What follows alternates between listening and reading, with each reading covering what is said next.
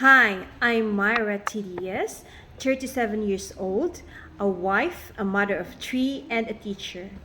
I graduated at Kapalong College of Agriculture, Sciences and Technology with a bachelor degree of elementary education, majoring in generalist.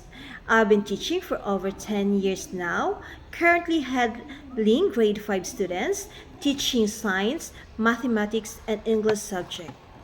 In my teaching here in the Philippines, I use different learning styles. First is the collaborative learning, where students work together in groups to solve problems, discuss concepts, and learn from each other. Second is the inquiry-based learning, where students are encouraged to ask questions, explore their own interests, and discover knowledge through research and experimentation.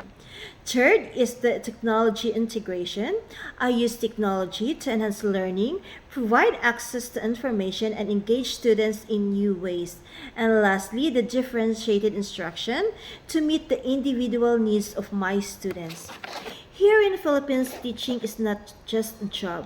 Being a teacher is a privilege to be a part of these children's lives, to witness the growth and help them to be the best version of themselves. And that, more than anything else, makes me incredibly proud. That's the reason why I choose this profession.